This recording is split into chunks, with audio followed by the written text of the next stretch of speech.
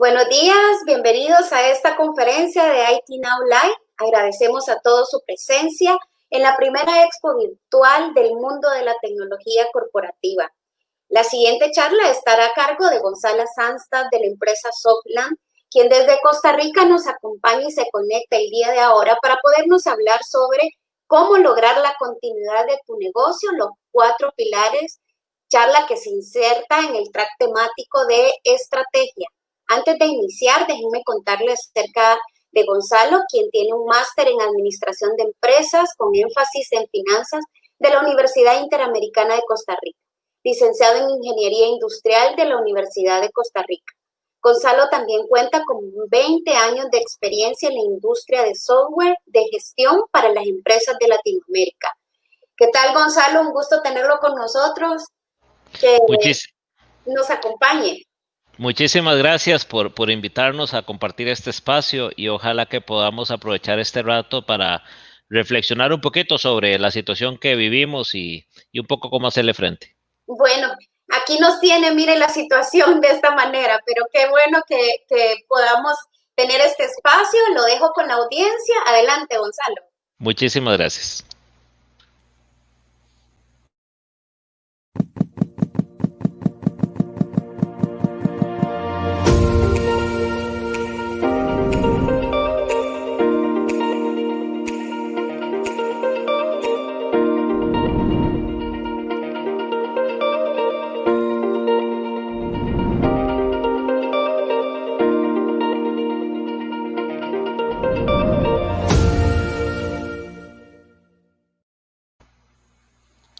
Bueno, de nuevo saludarlos y agradecerle a IT Now la invitación que nos hace para compartir estas ideas. Antes de entrar en materia, muy brevemente, me gustaría compartirles algunas par de ideas sobre la compañía, si es que alguno no nos conoce. Nosotros somos una compañía que tiene presencia en toda Latinoamérica y en España, con más de 35,000 clientes, más de 104,000 usuarios que todas las mañanas se levantan y usan alguna de nuestras aplicaciones de gestión empresarial, con nombres importantes de compañías que han confiado con nosotros en la región en distintos temas como ERP, como HCM, facturación electrónica, producción y otros tantos temas de nuestra cartera de productos, que son productos, como les decía, de gestión empresarial. Nuestra visión, nuestro objetivo es ayudarles a las empresas a ser más competitivas, a ser más rentables, por medio de sistemas de gestión que pasan por el área financiera, de operaciones, de recursos humanos, comercial o industrial. Entonces, bueno, ahí más adelante van a tener alguna referencia y nos encantaría que nos acompañen a alguno de nuestros puestos, de nuestros stands virtuales, si quieren saber más información sobre cómo Softland puede ayudarles a sus compañías en estos temas. Habiendo hecho esta presentación, entrar un poquito en materia y comentarles lo que nos trae aquí este rato que vamos a compartir juntos. Y claramente, y es evidentemente el contexto actual. No los quiero cansar ni aburrir con cifras que abundan, valga la redundancia, y que tenemos muy presentes en estos días. Yo creo que las referencias son claras, son números que ustedes que están en este contexto actual en el mundo empresarial conocen. Yo solo como punto de partida les comparto la última actualización de CEPAL de julio del 2020, donde proyecta cómo va a ser el comportamiento del PIB basado en datos del Banco Mundial y basado en datos de los ministerios de Hacienda de cada uno de los países, y la proyección es de cualquier punto de vista negativa, ¿verdad? Ya lo estamos viviendo y esto es un poquito llover sobre mojado. Tenemos una situación que nos está llevando a una reducción de la economía mundial que estima el Banco Mundial en un 5.1%, como les digo, datos a julio de este año, de hace menos de 3 semanas, y con distintas disminuciones que van desde 4.1 la proyección en Guatemala hasta el 8.6, la proyección en El Salvador, y que también en cierta medida resultan de una gran incertidumbre. Lo que estamos claros es que claramente hay una bajada y bueno, basta con ver las realidades de cada uno de nuestros países y de cada una de nuestras empresas para darnos cuenta de la situación que estamos viviendo, salvo algunos sectores que evidentemente están creciendo por sus circunstancias. El mismo CEPAL proyecta que antes de que termine el 2020 van a haber cerrado 2.7 millones de empresas en Latinoamérica y eso va a significar una pérdida de 8.5 millones de puestos de trabajo en nuestra región. Y bueno, y no son noticias para nada positivas, para nada nuevas, y yo creo que la preocupación la tenemos todo, pero como dice la frase que ya se ha vuelto trillada, tenemos que pasar de la preocupación a la ocupación. Y bueno, y no quedarnos en la incertidumbre. Nosotros no sabemos cuáles van a ser las siguientes medidas gubernamentales. Las podemos estimar. En algunos países estas medidas han sido más consistentes y más claras. En otros países han sido un poquito más erráticas, un poquito más variables. Yo creo que ni el más previsor ni el de más conocimiento puede decirnos qué va a pasar en los próximos meses y en el próximo par de años. No se tiene claridad de cuándo va a terminar esta crisis sanitaria. Las mejores proyecciones que yo he leído, que yo he visto de expertos en la materia de OPS, de OMS y de personas que saben bastante del tema de vacunas y de este tipo de situaciones, hablan que no antes de mediados del año próximo, del 2021, es que realmente se puede pensar en una vacuna que esté disponible a nivel mundial y para Latinoamérica, de nuevo, la mayoría de las proyecciones empujan a que no vamos a tener una vacuna de manera generalizada hasta la segunda mitad del 2021 o principios del 2022. Y bueno, todos en el fondo queremos que esas proyecciones sean equivocadas y que haya algo que nos pueda sacar de esta situación sanitaria antes, pero los números son los que son en estos momentos y en ese ambiente de incertidumbre que tenemos, como no repetía, no lo sabemos. O sea, no sabemos cuándo va a terminar esta situación, ni tampoco sabemos cómo vamos a vivir de manera global los próximos meses y el próximo par de años. Esa frase también que se ha convertido en trillada, esa nueva normalidad, esas características finales de cómo va a ser esa nueva normalidad, no las conocemos. Lo que pasa es que hay cosas que sí que conocemos y con esas son las que tenemos que trabajar. Sabemos, de hecho, que no hay soluciones a corto plazo, es decir, el que esté todavía sentado en un plan de contingencia, esperando, como esperábamos algunos, que la segunda mitad del 2020 ya nos iba a llevar a cierta normalidad y que íbamos a estar ya en diciembre celebrando la Navidad normal, le tengo que decir, si es que no se había enterado, que eso parece difícil que suceda. Es decir, estamos en una situación de mediano largo plazo y ya no podemos seguir pensando en que estamos en un momento de contingencia. Ahora tenemos que pensar en que estamos en un momento de nueva realidad que hay que afrontar. O sea, tenemos que pasar del plan de emergencia al plan del día a día y cómo vamos a vivir con los nuevos lineamientos para nuestras empresas y para nuestras industrias, que van a implicar indudablemente nuevos estándares de operación. Nuevos estándares que después voy a ahondar en eso, pero que en principio, y como es lógico, van a implicar menos contactos, van a implicar menos traslados, va a implicar esta virtualidad que ya muchos nos hemos ido acostumbrando y que ya mucho hemos buscado más bien los mecanismos para hacerla lo más efectivo posible.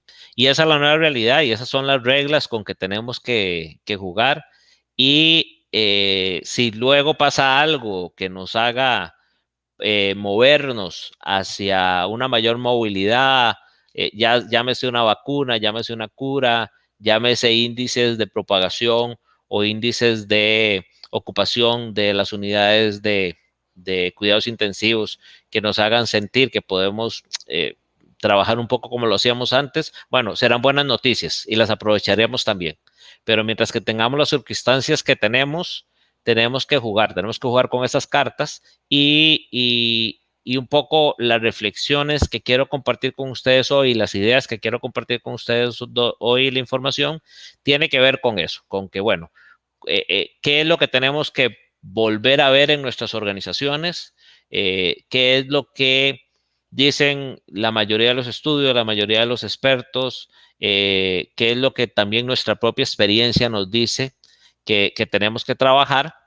Y una de las cosas que sí sabemos que está pasando y que además es una realidad y que los que estamos muy cerca del tema de tecnología, la verdad es que, como decían el viejo refrán, del ahogado del sombrero, lo vemos con buenos ojos, a pesar de que no se están dando las circunstancias que quisiéramos, es la aceleración de la adaptación tecnológica en plataformas de colaboración, ¿verdad?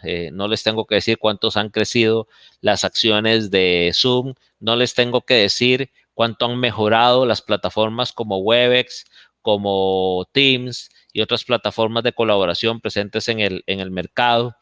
No les tengo que decir cuánto está aumentando. Ahora les voy a compartir algunos datos adicionales sobre la incorporación de la nube y se vuelve también latente la preocupación que todos yo creo que teníamos sobre ciberseguridad. Ahora que estamos todos mucho más metidos en el mundo virtual, se vuelve todavía más importante. Y entonces hay una realidad que conocemos y que se está dando con estas condiciones. Y repito esa frase que también muy repetitiva, pero que eso no la hace menos válida: o nos adaptamos o desaparecemos. Entonces, está mucho en nosotros si vamos a ser parte de esa triste estadística de las empresas que van a desaparecer o si vamos a poder trabajar para lograrlo. Y aquí a los que son futboleros, les quería compartir una reflexión de un artículo de un señor que se llama Xavier Martix, de un diario español, que a propósito de la paliza que recibió el Barcelona en contra del Bayern Múnich, que esperamos que los que somos centroamericanos y los que somos ticos, esperamos que a Keylor y al PSG le vaya mejor contra el Bayern, ¿verdad? Después de esa paliza, hizo un artículo muy interesante que luego, si tienen a bien tener la presentación, que se las vamos a compartir. Ahí les dejo el link de esta interesante reflexión. No les voy a repetir toda la reflexión, ¿verdad? Para que la puedan disfrutar y que la puedan aprovechar, pero un poco sí el mensaje final. Y el mensaje final, y lo voy a decir en términos coloquiales, es que el Barcelona se durmió en sus laureles, se quedó con una trayectoria reciente, muy reciente, de ser el mejor equipo de Europa.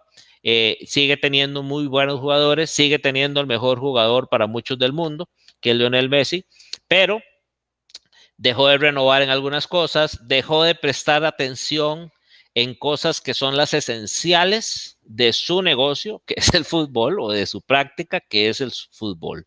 Y no nos podemos dar el lujo de hacer eso. O sea, particularmente en época de crisis, nosotros no nos podemos dar el lujo de dejar de poner atención a lo crucialmente importante, a lo que realmente mueve el negocio.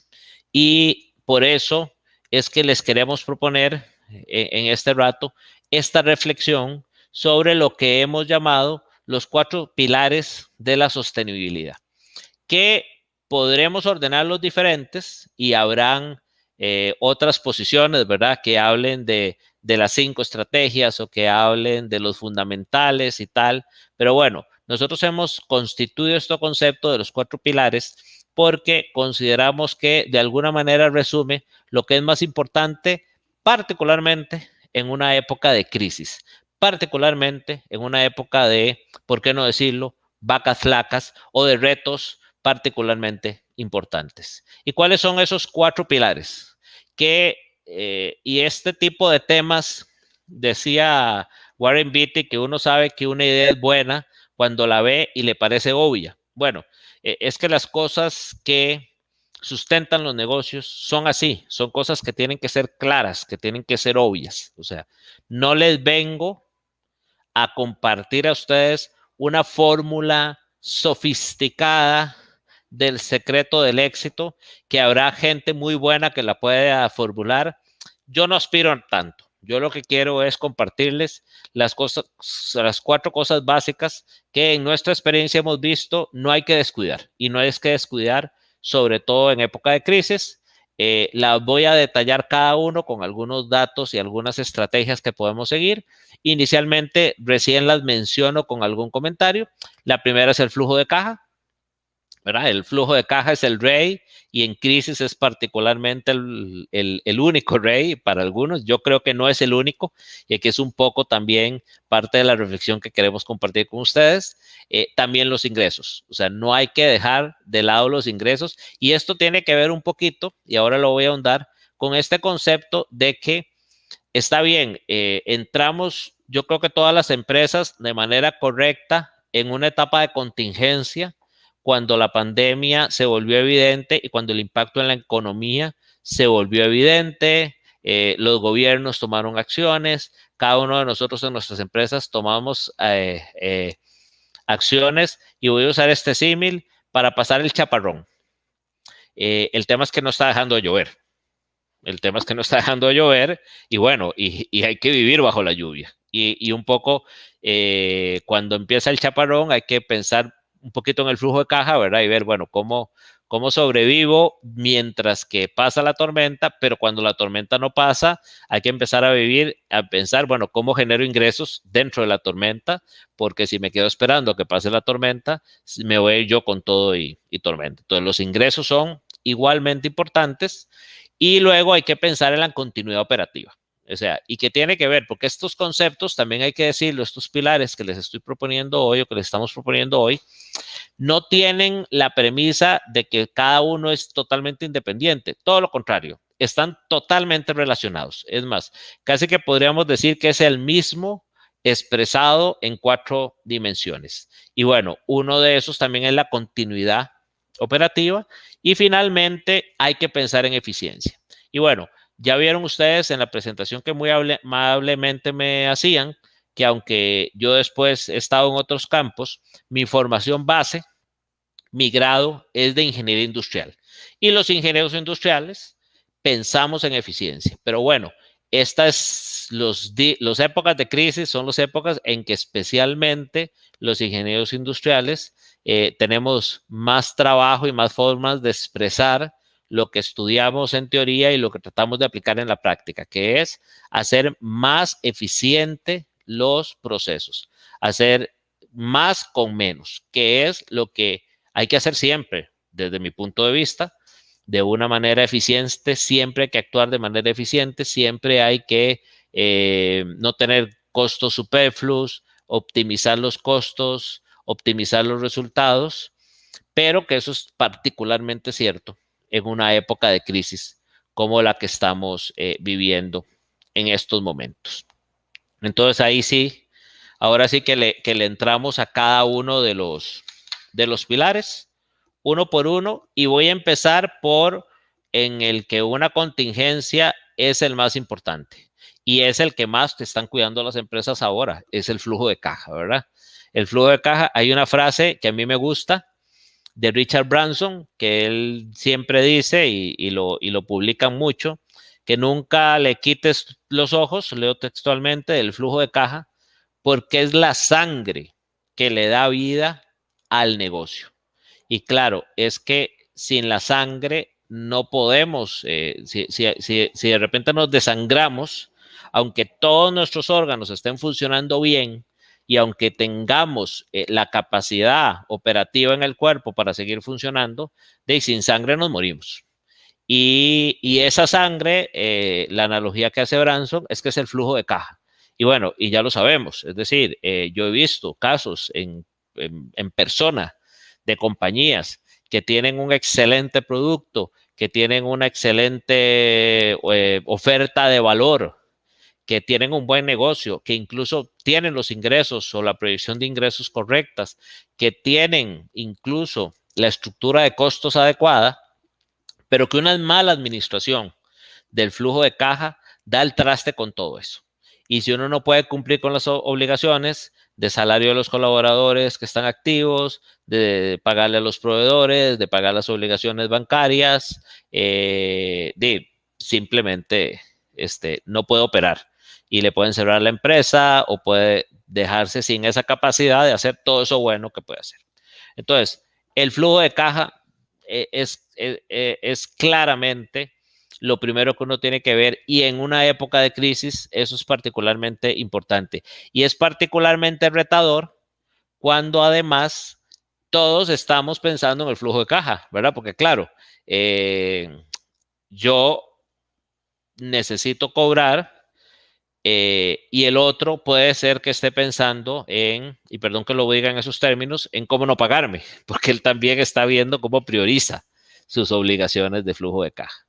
Y para eso, si bien, de nuevo, no hay secretos, sí hay fórmulas que nos dice la experiencia de cosas que funcionan mejor que otras. Y de flujo de caja, sin hacer un gran tratado de cuáles son todas las cosas y las consideraciones que hay que tener, sí les presento cuáles son los retos que a mí me gusta dividirlos en dos, los estratégicos y los operativos. Y me gusta dividirlos en dos porque de alguna manera cualquiera de los dos que falle puede dar también al traste con la operación. Los estratégicos tienen que ver más con la parte de planificación, que tiene que ver más, y que estos tienen que estar toda la compañía involucrada. Bueno, en los dos tienen que estar toda la compañía involucradas, pero en los estratégicos particularmente. Y es que tenemos que tener estrategia. Y perdón que use una redundancia, ¿verdad? Pero es que tiene que haber una estrategia de cobro y una estrategia de pago. La estrategia de cobro debe considerar cuál es la probabilidad de que los clientes nos dejen de pagar, es decir, cuáles son los clientes que están más riesgosos. Hay que ir a ver cómo están los segmentos de esos clientes, o sea, cómo están esos sectores, cómo les está yendo en esta situación, cuáles son los que es más probable que queden en impago, cuáles son las palancas de cobro que tenemos, cómo podemos hacer efectivas esas obligaciones que tienen los clientes, ¿verdad? Si tenemos otros mecanismos, además de la obligación, es decir, si hay mecanismos que podemos activar de suspensión de servicio para los clientes que no pagan, de tomar medidas adicionales, hay que hablar con los clientes, hay que darles alternativas de pago a aquellos clientes buenos que digamos, bueno, este cliente lo voy a decir directamente, no me quiero pelear con él, me voy a acercar, voy a hablar, voy a ofrecerle estos planes de pago, va a ser general, va a ser solo para clientes estratégicos. Esas decisiones hay que tomarlas, o sea, no se trata tampoco de ir a la carrera, llamar a todo el mundo para que todo el mundo me pague, porque estamos en la situación que estamos. Entonces, eso no es estrategia, eso es irse a acabar a lo loco y puede ser que dé algún resultado, pero no va a dar resultados a largo plazo, porque además algo que no está escrito aquí, pero que sí que es claro, es que esas estrategias, de nuevo, no estamos hablando de una situación temporal, estamos hablando de una situación al menos a mediano plazo, si lo queremos expresar de alguna manera. Entonces tenemos que tener una estrategia de cobro a mediano plazo. ¿Cómo vamos a hacer? ¿Qué estrategia vamos a hacer? ¿Qué decisiones vamos a tomar en cada caso?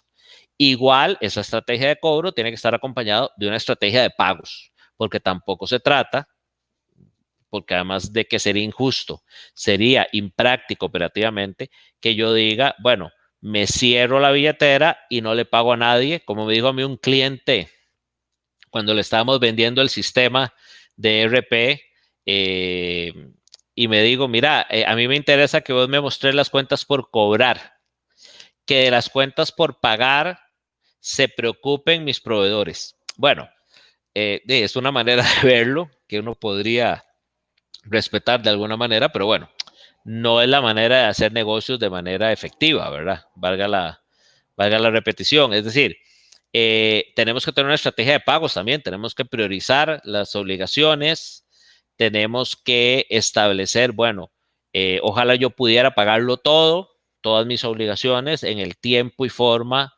que como los había pactado, pero puede ser que no me sea posible, entonces priorizar, bueno, qué es más estratégico para mi negocio, cuáles decisiones de negocio voy a tener para rebajar esas obligaciones si es que no le puedo hacer frente, dónde están los puntos de inversión que son claves para mi negocio, dónde están los puntos de inversión que no son tan importantes o tan prioritarios o que puedo postergar, para cuándo los voy a postergar. Es decir, esta estrategia de flujo de caja que tiene que ver con el plan estratégico de cobro y el plan estratégico de pagos es una consideración que hay que hacer y luego tengo que establecerlo dentro de un panorama de escenarios, de contingencias, de cambios que estamos viviendo y que hay que considerar. Entonces tenemos esos retos estratégicos, pero también tenemos retos operativos que no hay que dejarlos de cara. Hay que buscar, uno de los que a mí me parece más interesante del flujo de caja, es que hay que buscar este equilibrio entre la confidencialidad, porque hay datos del flujo de caja que son sensibles para las organizaciones. Yo siempre hago la broma de el salario del dueño, el salario del gerente general, el salario de algunas personas, algunas obligaciones de algunos contratos estratégicos. Esta es información que no necesariamente queremos que todo el mundo conozca, pero necesitamos información de todo el mundo. O sea, yo necesito información, claro, esto es más retador entre más grande sea la organización, de decir, bueno, cuáles son las obligaciones que los distintos departamentos están teniendo, más allá de los tradicionales de recursos humanos, sino con proveedores. Yo necesito información de todo el mundo y luego, a la hora de ejecutar esa estrategia de cobro, esa estrategia de pagos, yo necesito que todo el mundo la conozca y que todo el mundo participe en ella de manera efectiva. Y ese equilibrio es un reto. Es decir, es un reto, por ejemplo, podríamos decir, yo manejo algo que pasa mucho, yo manejo todo el flujo de caja en Excel. Entonces yo tengo un Excel donde está el flujo de caja y el Excel lo tengo en Dropbox para que todo el mundo ponga ahí la información. Bueno, pero van a ver información que no necesitarían ver o que no quiero que vea todo el mundo. Entonces, bueno, ahí hay un reto operativo de cómo hago ese equilibrio entre la gente que yo necesito que me colabore en el presupuesto, visualizando ciertas cosas, tomando ciertas decisiones, tomando ciertas acciones o alimentando información, contra qué tan abierto puedo ser yo con esa información. Necesito tener tiempo de reacción corto, a veces se nos surge otra emergencia y algo que comentábamos en un foro de gerentes hace relativamente poco por una situación que le pasó a una persona asociada en este foro y es que tuvo una emergencia diferente al COVID y bueno, y todas las hemos tenido, es decir, es que tengamos la situación de la pandemia no significa que todas las demás emergencias posibles desaparecieron. No, se siguen dando. Igual que se siguen dando muchas de las oportunidades que antes se daban. Entonces tuvo una emergencia y tuvo que tener una necesidad de reacción muy rápida del flujo de caja y duró una eternidad su equipo pudiéndole decir cuáles eran las alternativas que tenía. Entonces, esa necesidad de reacción tiene que ser cada vez más rápidas y uno lo que se encuentra en flujo de caja particularmente es que como son tantas las fuentes de información, los sistemas que se usan para estos fines están poco automatizados, son inseguros, tienen muchos pasos manuales, o sea, son Exceles sobre Exceles, hay que decirlo así, y algunos de estos retos operativos y también algunos de estos retos estratégicos cuesta. Entonces, hay que buscar soluciones que pueden venir de la informática. Muchas de ellas vendrán de sistemas de gestión, pero que también pueden venir de la planificación estratégica que tengamos todos los cuerpos directivos y todos los que nos toque dirigir empresas, que tiene que ver con la estrategia sin dejar de lado lo operativo. Me muevo al segundo rubro, que son los ingresos. Aquí yo voy a hacer una barbaridad, y es que me voy a poner al nivel de Branson, bueno, no me voy a poner al nivel de Branson, sino que voy a, parafraseando un poquito a Branson, poner algo que yo cruzo de una serie de autores que he leído. Y esta es una frase que más bien parafraseo yo, y es que si el flujo de caja, como les decía antes, es la sangre del negocio, bueno, los ingresos son el alimento. Y sí, siguiendo el mismo ejemplo del cuerpo y siguiendo el mismo ejemplo de una persona, uno podría vivir, si uno se le acaba la sangre, o sea, se desangra, se muere. Y uno no puede vivir ni un minuto sin sangre.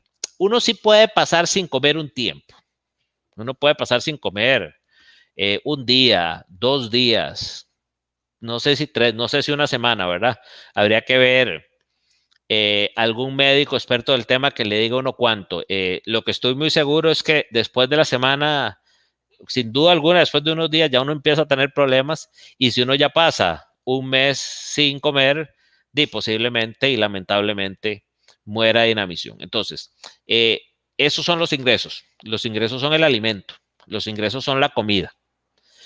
Sin vender, si la compañía se basa en que sus ingresos vienen de ventas, sin vender no se puede vivir. Y si la compañía, la organización se basa en otro tipo de ingresos, hay que pensar en cómo asegurarlos. Y ahora que ya pasamos la contingencia, para sobrevivir tenemos que preocuparnos con el flujo de caja, pero ya tenemos que volver a pensar en qué hacemos con los ingresos, cómo hacemos para asegurar esos ingresos en la nueva realidad que nos toca vivir. Y bueno, ahí sí que hay de dónde escoger tomando en cuenta la realidad de cada negocio, ¿verdad? Ojalá yo tuviera la fórmula para decir, una vez estaba en una clase y un estudiante me preguntó si estábamos hablando un poco de ventas y de teorías de ventas, y entonces el estudiante me preguntaba si había una teoría de ventas infalible, una teoría de ventas que yo digo, si yo aplico esta teoría de ventas, vendo porque vendo. Y yo le contesté, güey, si yo la supiera, no estaría aquí dando clases, seguro estaría en mi isla, en el Caribe, ¿verdad? Viviendo de lo millonario que sería. No hay tal cosa como una estrategia infalible, pero sí hay cosas que funcionan, sí hay cosas que funcionan mejor que otras. ¿Qué hay que considerar en esta época? Bueno, ¿cuáles son los mecanismos que tenemos? Y yo sí que le apuesto, ¿verdad? Aunque le dije que había muchas, hay muchas manifestaciones de para que la mía es la misma. Yo le apuesto a lo que algunos autores llaman la estrategia digital de las ventas. Un poco todo el tema de transformación digital, que yo creo que vamos a haber oído ya y que muchos van a escuchar mucho, y en estos días de IT Now vamos a tener muchas charlas al respecto de distintas manifestaciones. Y tiene que ver con esa transformación digital aplicada a ventas o lo que yo llamaría la consolidación de la estrategia digital de ventas, que son todos los mecanismos que ya existían desde antes del COVID y que ahora se están potenciando por esa necesidad de vender bajo las nuevas circunstancias. Claro, esto habrá que estudiarlo en cada organización según lo que le aplique a cada uno. Yo creo que el comercio electrónico para la gente que vende bienes, para la gente que vende mercancías, es el sí definitivo y absoluto. Es decir, es que el que en estos tiempos de pandemia no esté pensando, no haya pensado o no haya establecido cómo vender electrónicamente de manera remota, yo no le auguro, la verdad, puede ser que me equivoque y ojalá que me equivoque, pero yo no le auguro muchos éxitos. El comercio electrónico es un mecanismo que ha demostrado ser efectivo como canal de ventas y que para muchas compañías en estos meses se ha vuelto el único canal de ventas, y para eso hay muchas alternativas, ya sea que usted venda en un marketplace o ya sea que usted venda con una tienda propia o con un mercado compartido. Pero hay que pensar en comercio electrónico. En el foro hay algunas charlas de comercio electrónico que vale la pena que revisen y que vale la pena que busquen. La omnicanalidad también es otro mecanismo para esa consolidación de la estrategia de ventas, que es importante. El mercado digital, el SEO, SEO y también lo que uno hace en redes sociales como medio de captación de oportunidades. Nosotros hemos visto cómo el mercado ha pasado de una participación baja de mercado digital a una capacitación altísima de mercadeo digital. Se proyecta que para 2022, 2023, ya el mercado digital va a ser una mayoría, casi de un 90% de todas las inversiones de mercadeo que se hagan en el mundo, contra el mercadeo tradicional que sigue teniendo alguna vigencia, pero que claramente ya se ha ido moviendo. Las ventas sin contacto, ¿verdad? Ya a uno le da miedo, ¿verdad? Que lo vuelvan a ver a uno y para llevar el metro. Entonces, toda esa tecnología de ventas sin contacto, si usted tiene que atender público, hay que buscar alternativas, ¿verdad? Para no tener ese contacto con los clientes. Y para mí una que es muy interesante y muy importante es también la relación digital, lo que yo llamo la relación digital de los vendedores con los clientes, pero también de los vendedores con la organización, ¿verdad? ¿Por qué? Porque la relación digital, la digitalización de ese proceso de venta, le permite al vendedor, yo creo que todavía está largo pensar que las cosas se pueden vender sin vendedor eh, o sin promotor de ventas. Hay mercados que sí, cuando es más consumo masivo y los medios digitales ayudan mucho en eso. Hay algunos mercados donde es muy difícil porque son productos más complejos que sí requieren esa asesoría, ese acompañamiento.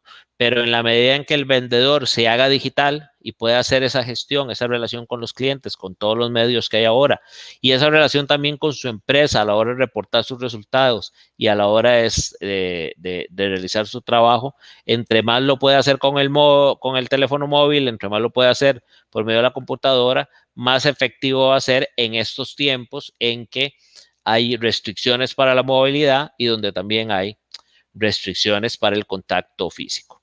Entonces, ahí hay que apostarle de nuevo en esa parte de los ingresos que sea importante para mí a una consolidación de la estrategia digital de ventas. Y me voy ya a los dos últimos que tienen que ver más con la operativa. La primera es esa continuidad operativa, esa continuidad de negocio. Yo trabajando las últimas semanas sobre esta charla, me encontré algo interesantísimo y es la cantidad de recursos que se han popularizado de no solo las organizaciones que usualmente brindan recursos de continuidad de negocio, por ahí la más clara es la Organización Internacional para la Estandarización, la ISO, que tiene en su norma 22.301, esa es la norma para continuidad de negocios, también las 27.000, que es la de seguridad, pero también incluso gobiernos. Y ahí me encontré, por ejemplo, que el Departamento de Seguridad Doméstica, dentro de su website tiene una sección y los que reciban esta presentación, los que están interesados en la misma presentación, estamos poniendo varios links para esto, para pequeñas y medianas empresas, mostrándoles modelos de protocolos y de registros de continuidad de negocio. Y también lo mismo gobiernos como el de Costa Rica, por ponerles un ejemplo, donde el Ministerio de Economía, Industria y Comercio, en conjunto con la Comisión Nacional de Emergencia, han puesto modelos de continuidad de negocio y modelos y checklists para que uno valide cómo están los temas de continuidad de negocio. Entonces, esto a mí me parece que son recursos que hay que aprovechar, que hay que revisar. Nuestras organizaciones están operando de una u otra manera, espero que la mayoría, pero bueno, hay que considerar, bueno, los distintos factores. Es muy importante en esta época. Yo les voy a destacar aquí 5 que me parecen importantes. Es muy importante tener un equipo de crisis, un equipo de continuidad de negocio, un equipo con representantes de directores, de los que toman decisiones, que estén en constante comunicación, ojalá con reuniones periódicas, semanales o bisemanales, donde vayan estableciendo las acciones a tomar según se vayan dando las circunstancias y las iniciativas a comunicar. Hay que tomar toda una serie de previsiones de instalaciones, ¿verdad? ¿Cuáles son los protocolos de permanencia en la instalación, los protocolos sanitarios? La gente está teletrabajando, tienen las condiciones para teletrabajar de manera adecuada, cuáles son, si tenemos un reglamento, recuerden que en la mayoría de nuestros países es casi que obligatorio en algunos y en otros muy conveniente establecer un protocolo de teletrabajo y un contrato de teletrabajo que los mismos colaboradores firmen. Si los colaboradores tienen que estar en las instalaciones de la empresa, cuáles son los protocolos que vamos a seguir, cuáles son un poco las normas, los recursos que vamos a tener.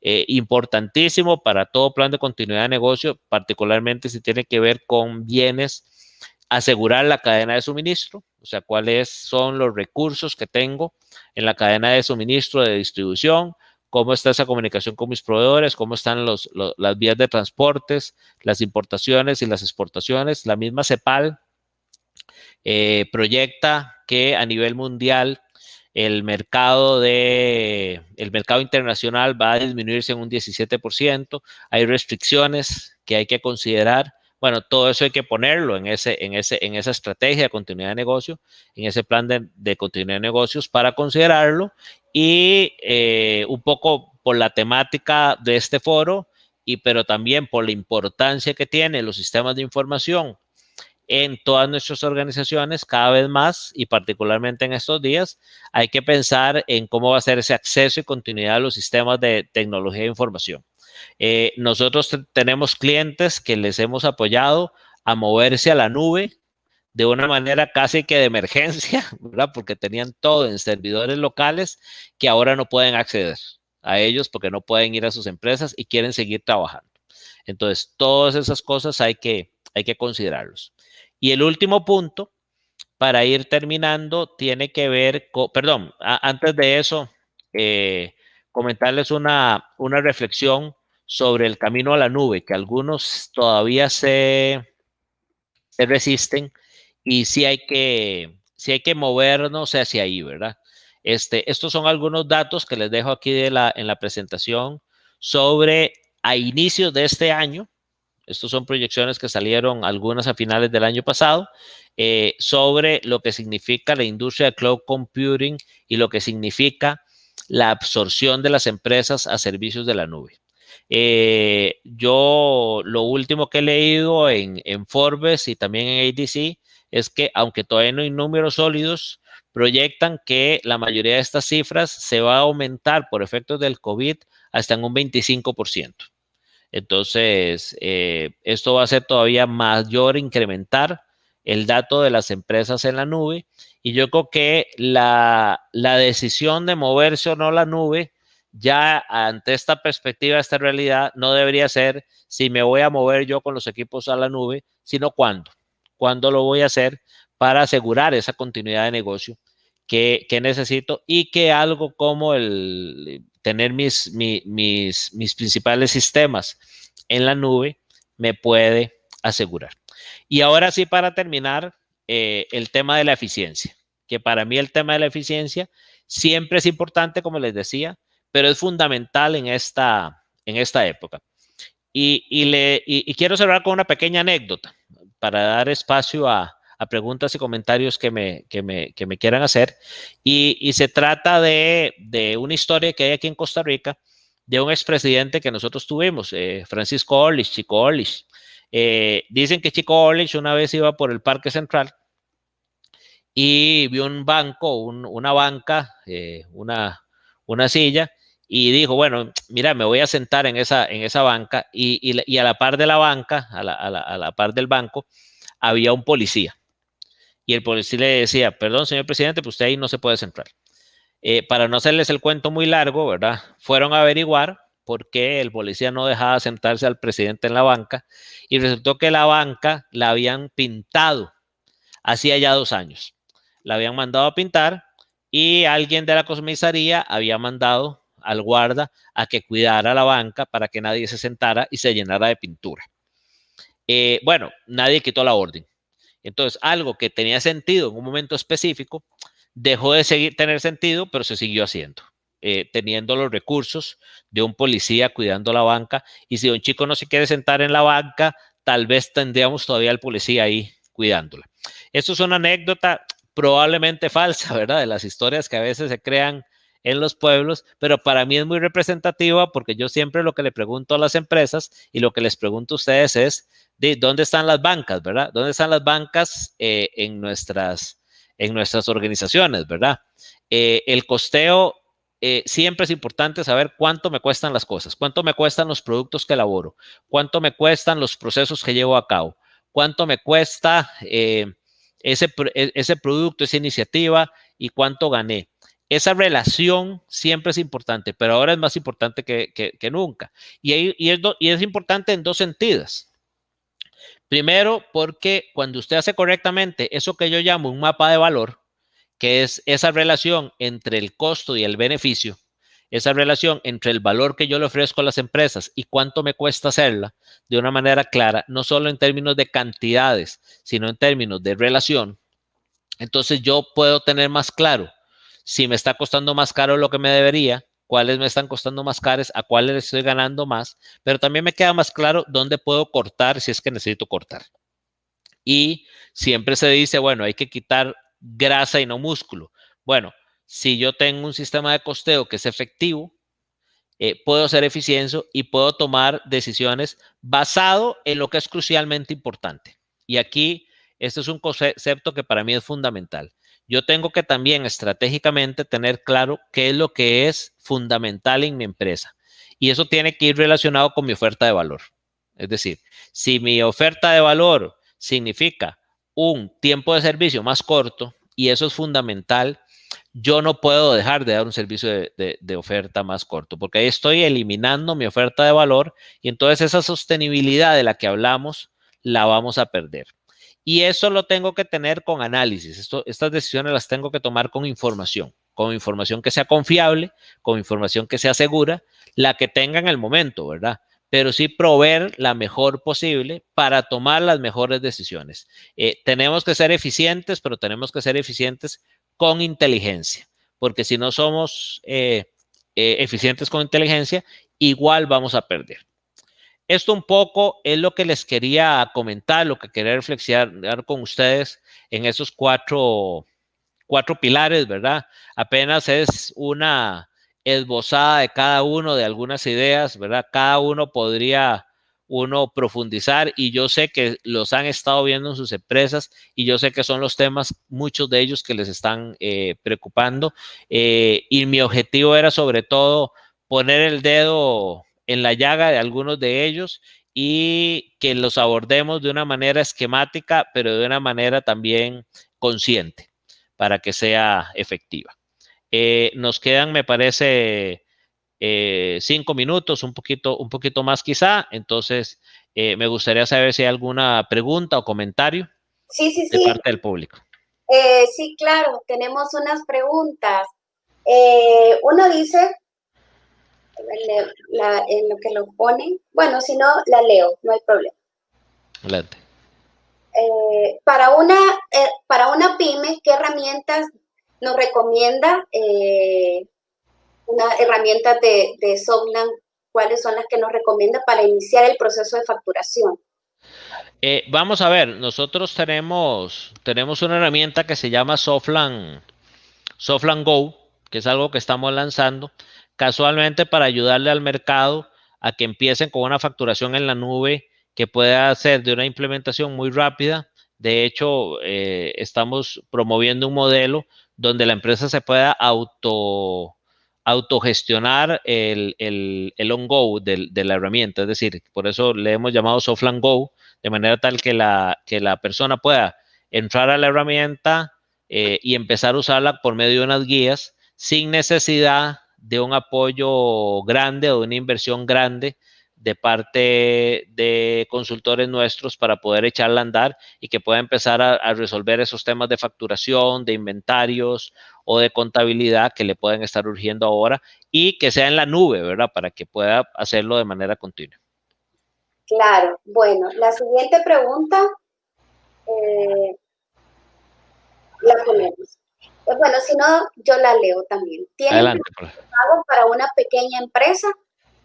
Sí, nosotros tenemos, vamos a ver, un poco el modelo y casualmente es este abordaje que estamos haciendo con Softland Go, está centrado en que la empresa lo que nos pague sea una mensualidad, es decir, que no sea una inversión grande que luego tenga que hacerle frente al tiempo, sino que sea una mensualidad que va desde $40 por usuario por mes, y a partir de ahí que pueda, haciendo esa inversión, empezar a usar la herramienta.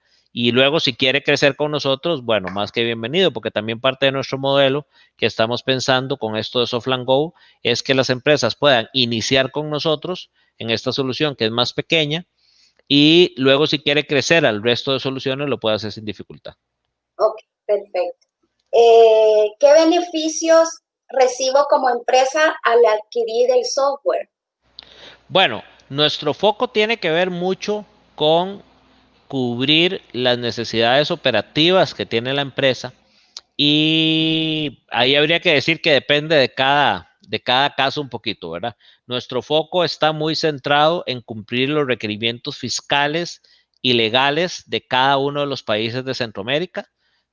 Nosotros tenemos operación desde Guatemala hasta Panamá y también en República Dominicana, y en cada uno de los países, en Guatemala manejamos la FEL con el GEFASE, en El Salvador manejamos los créditos fiscales, en Costa Rica la facturación electrónica, en Panamá la impresora fiscal, y cuando se pasen de impresora fiscal a factura electrónica también, igual parecido en República Dominicana. Entonces, con Softland ustedes saben que tienen un software que es internacional, que es de calidad mundial, que tiene los estándares de funcionalidad adecuados, pero que además no se tienen que preocupar, como pasa con algunas otras marcas que son muy buenas, pero le tienen que comprar a uno el software y a otro la factura electrónica, o a uno el software y a otro el tema de impuestos. Y nosotros tratamos de, en un solo proveedor, que los clientes que confían en nosotros encuentren una solución completa.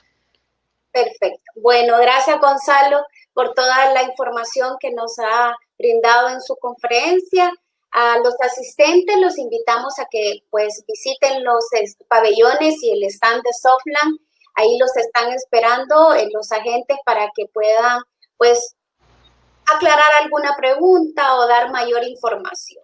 Gracias, y los invitamos a que nos sigan acompañando en el resto de los días, que nos faltan muchísimas conferencias más. Pasen buena tarde. Hasta luego, Claudia. Muchas gracias. Igualmente. Y a todos.